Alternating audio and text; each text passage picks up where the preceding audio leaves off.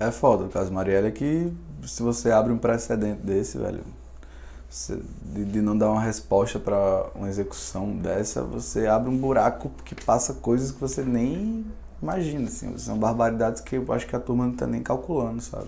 O Brasil representado pelo homem de bem, pacífico e sem preconceitos, é uma farsa que não resiste ao teste da história.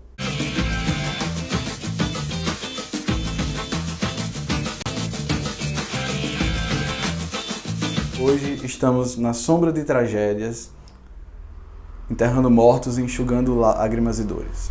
Precisamos, porém, refletir o valor que atribuímos à vida e refletir também quais são as vidas que nós permitimos que sejam interrompidas e subjugadas. A vida do outro pode nem vida ser, a depender da categoria em que este outro se encontre. E nós precisamos aprender que somos um povo que aprendeu a se comunicar através da violência. Uma sociedade que tolera que o contrário seja exterminado alimenta um caos e um horror que nem ao menos conhece. Significa dizer que todos os meios de mediação de conflitos falharam ou são insuficientes e que só a força bruta é capaz de solucionar as divergências e somente ela.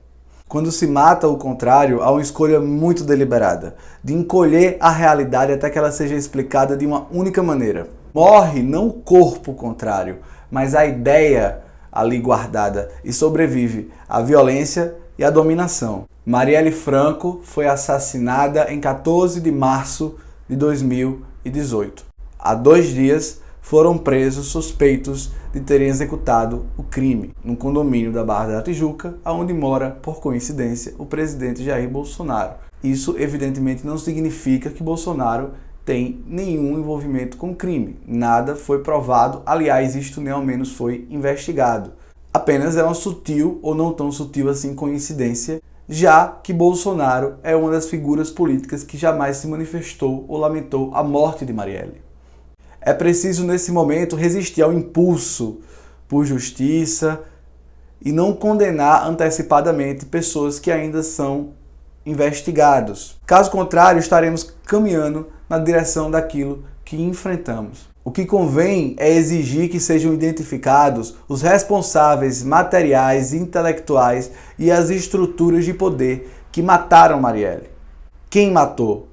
Por que matou?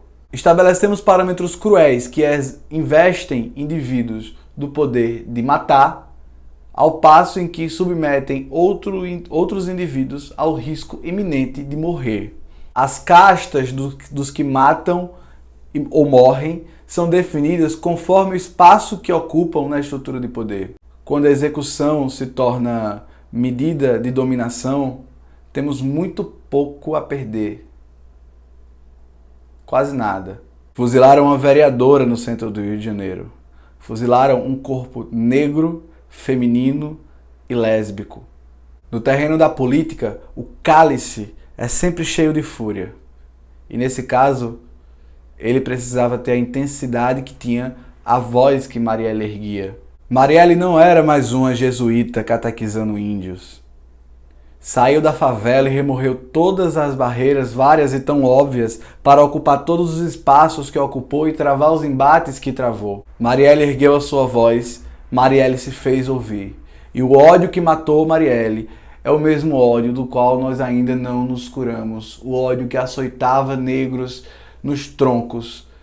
O ódio que perseguia os negros fugitivos como animais. Essa doença da qual nós ainda não nos curamos. Repito, o ódio que matou Marielle é doença antiga da qual nunca nos curamos.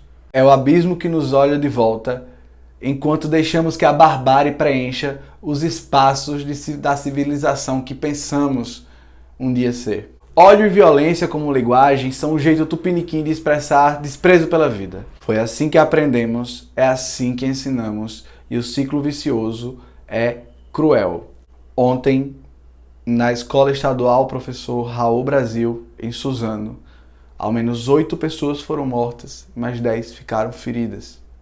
Esta semana em João Pessoa veio à tona o caso de adolescentes e crianças que praticavam e sofriam abusos nas dependências de uma das escolas privadas mais conhecidas da cidade.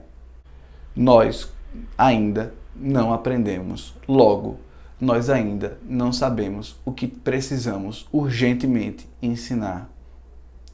Chega, essas vidas importam.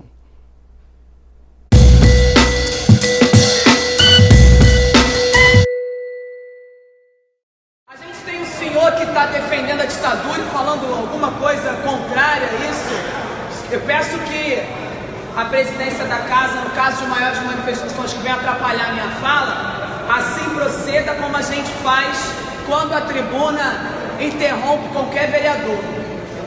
Não serei interrompida, não aturo o interrompimento dos vereadores desta casa, não aturarei de um cidadão que vem aqui e não sabe ouvir a posição de uma mulher eleita.